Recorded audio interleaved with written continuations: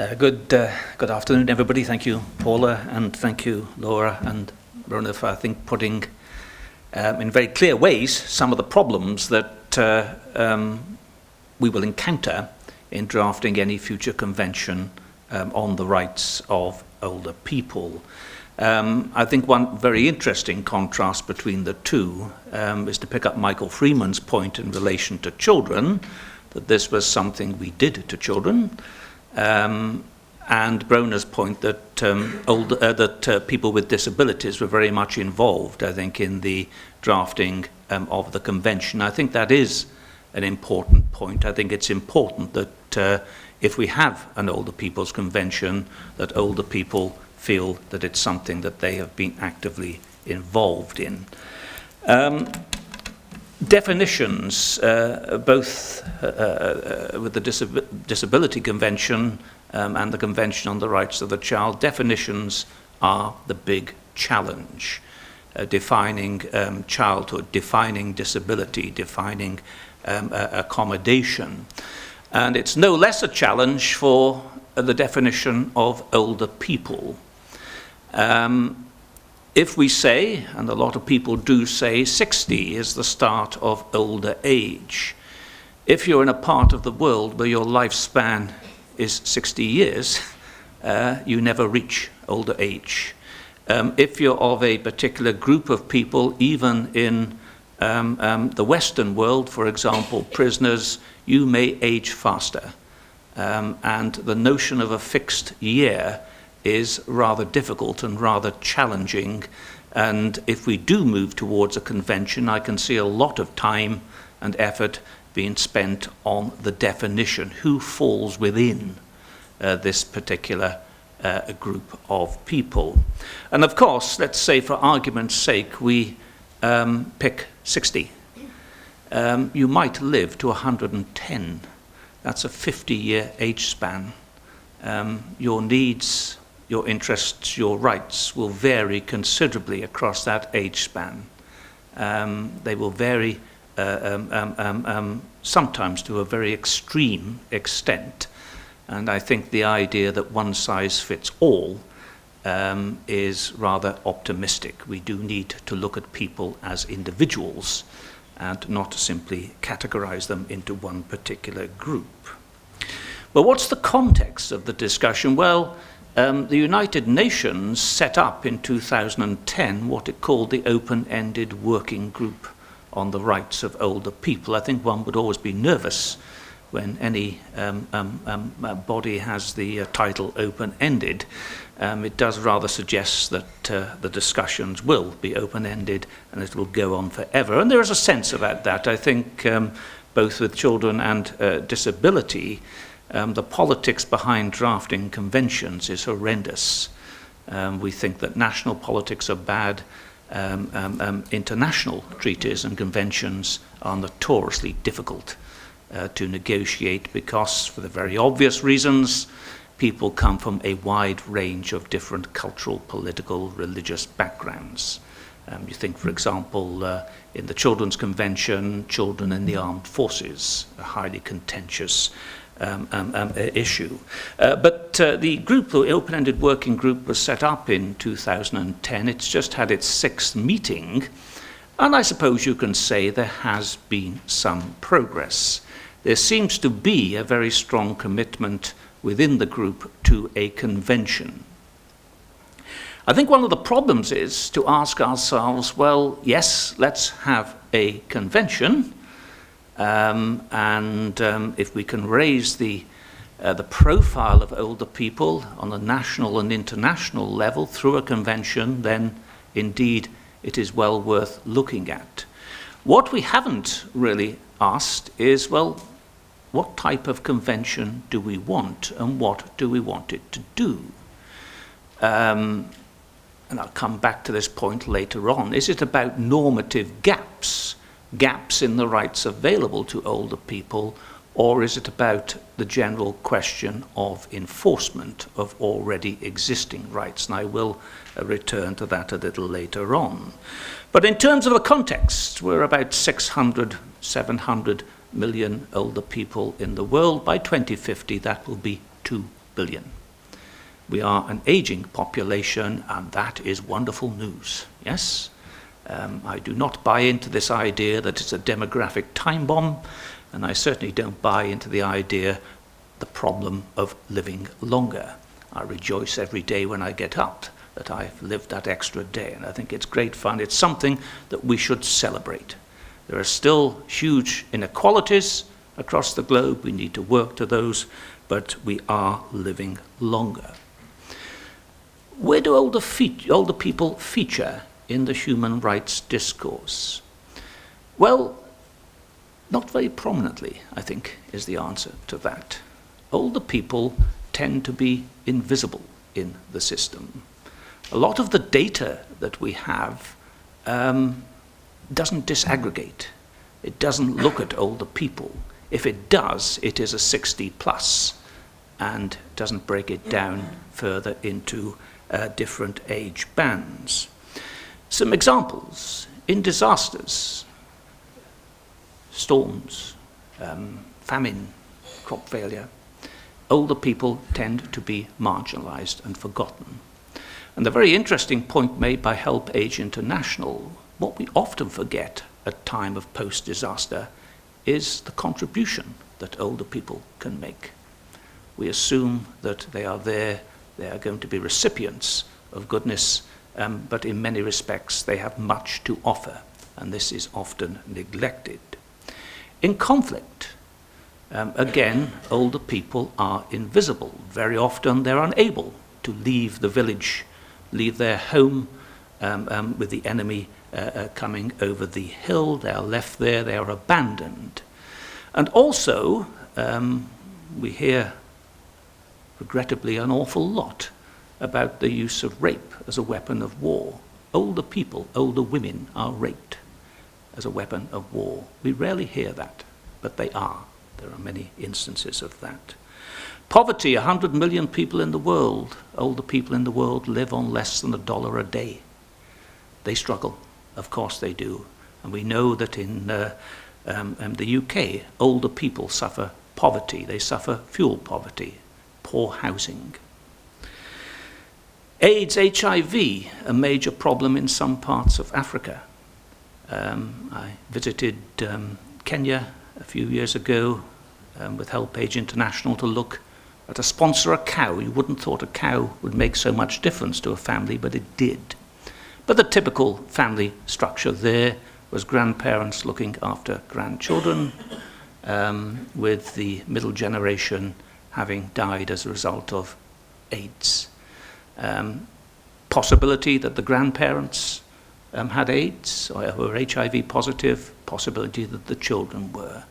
But here were grandparents raising children with very little money, very little support. And the other more general point on AIDS, HIV is the unwillingness to test people over the age of 50.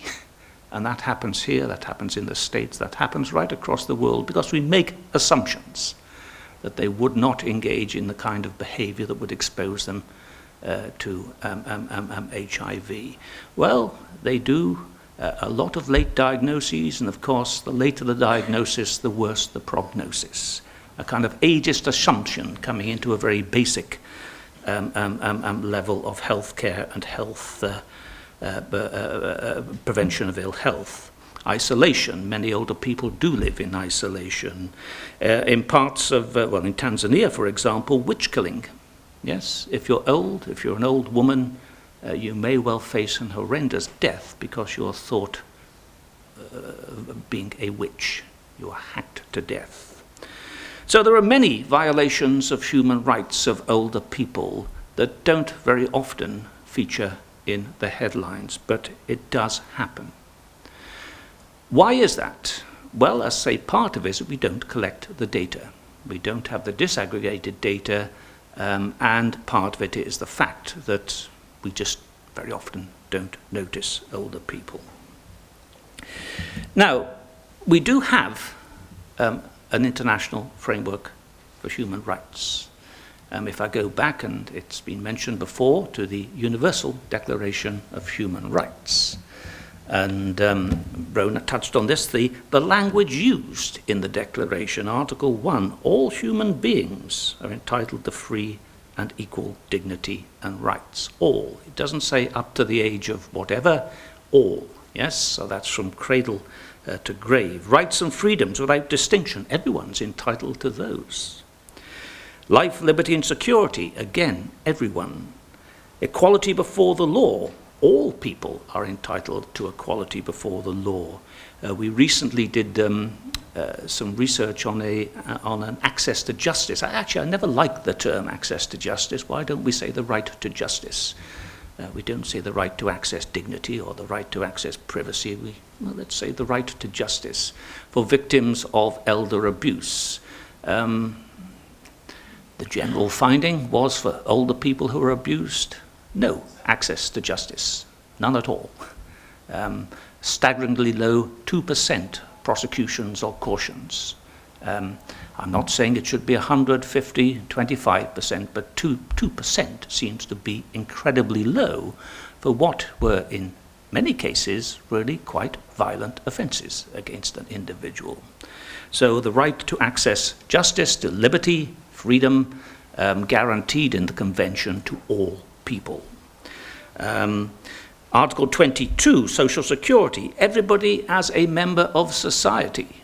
As far as I'm aware, no one has said that if you're over 60, you cease to be a member of society. So there are a number of provisions in the Universal Declaration that should be applied to older people. Sadly, that is not always the case. Sadly, older people are marginalised in the discourse. Mention was made of principles. Now, lawyers and principles, not two words you often see together, but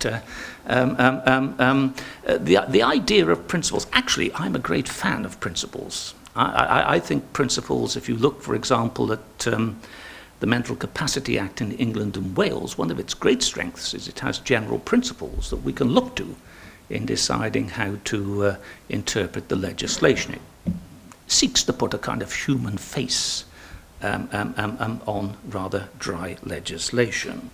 And we do have the United Nations principles on older people. And I actually quite like them. They are under the general heading of independence, participation, care, self-fulfillment, and dignity. And those are some of the key things that we want to see for older people, and indeed for ourselves, whether we're older or not. They are principles. There's no, if you like, legal traction. You can't use it as a basis for any kind of legal claim in the international arena. But the principles, or the General Assembly resolution behind them, says, well, states really should embed these principles in their domestic law. Now, I don't come arguing that Wales is in any way a paragon of virtue. I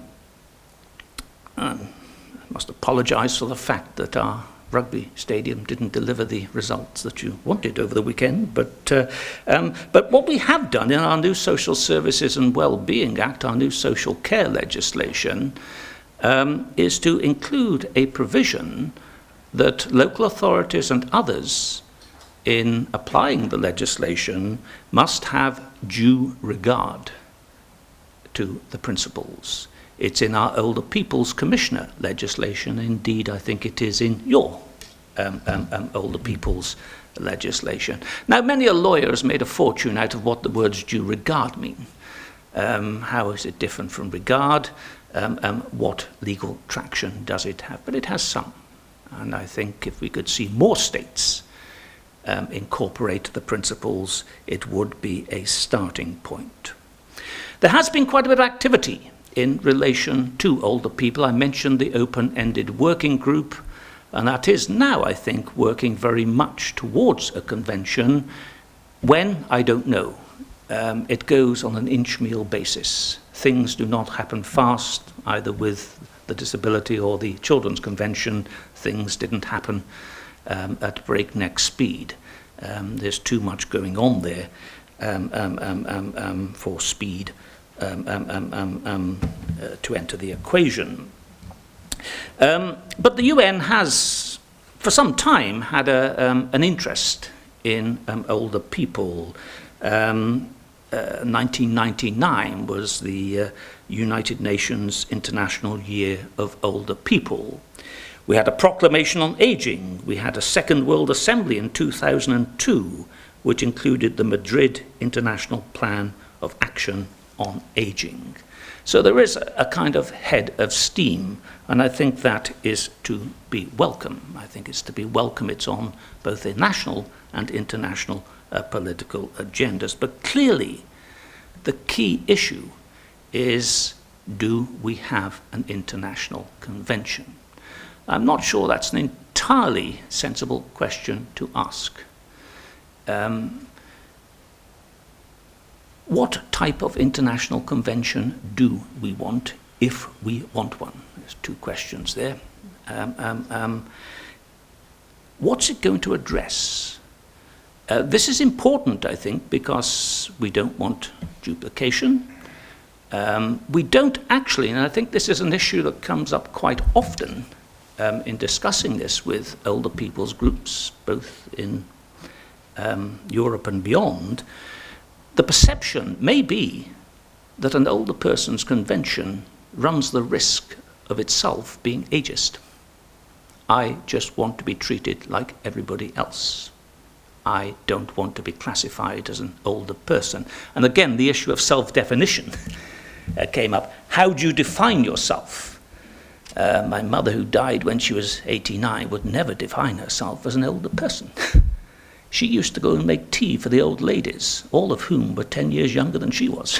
So, you know, there is this question, I think, of self-definition, how we define ourselves, whether we think we fit into the category, because it is, and again, we've heard, it is a social construct. You know, pensions were wonderful things, but it did give us the idea of the old age pensioner. And we saw the road sign that is used to presumably warn drivers that older people are in the vicinity. I never quite work out what the older people are going to do to them, but for some reason we do need to be warned that they are present. So there is this question of self-definition, and do, you know, older people may say, well, I just want to be treated as anybody else. There are rights in existing conventions, that's what I want. On the other hand, of course, the counter-argument is, well, there are normative gaps. There are gaps in the substantive rights that do need to be filled. What we need to do is to identify them.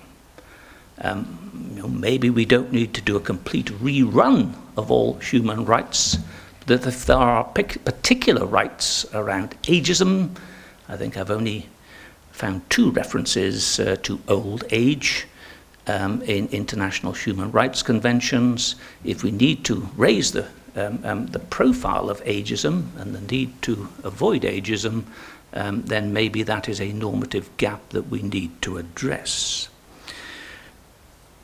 And yes, there may well be normative gaps, and I think the open-ended working group, that should be a priority. That should be a key task for it to achieve over the next 12 months. What does particularly worry me is the enforcement and monitoring. And here, I think, is a very staggering figure from Help Age International, that of the 38,000 recommendations in the Human Rights Council's Universal Periodic Review, only 4 have addressed the issue of age, of older age. Now that's incredible, yes? You know, where are older people in the inspection and monitoring? And that, to me, seems a huge priority, to make sure that we effectively monitor what is there and make that work for older people, identify weaknesses, identify failures, and there must be many failures. We can look around our own countries and say, yes, there are failures. And why aren't these being 4 out of 38,000? And I think the monitoring system, it is overstretched, but it can be effective. Certainly name and shame can be effective, although some governments you can't shame, but you can certainly name them. And I think that is a very useful thing to do. And that's, I think, where the real initial effort needs to be. Yes, there may well be normative gaps, I'm sure there are, but what we have to ensure is that we make the system as it is, the Universal Declaration, the principles, the Madrid Summit, that we make those work for older people as well as we can. And that, to me, seems to be a major shortcoming in the existing international framework. Will we have a convention on older people? I suspect we will. When? Well, I don't know. But the political head of steam is there. There is a huge division. Many European countries, our own included, is cautious. America is always cautious. There's a lot of support in South America, and they've drafted a treaty or proposed in convention, which makes very interesting reading. And there's certainly some level of support in Africa. But the dynamics of world politics are such that it may be 5-10 years before we actually get anything approved. But in the meantime, as I say, I think we need to look at enforcement and monitoring of existing provision. We need more disaggregated data. We don't want 60 plus. We want 60, 70, 80, and so on. And then we can start to get a feel for what is happening to older people and the extent to which they are excluded from the human rights systems that are there to protect everybody. Thank you very much.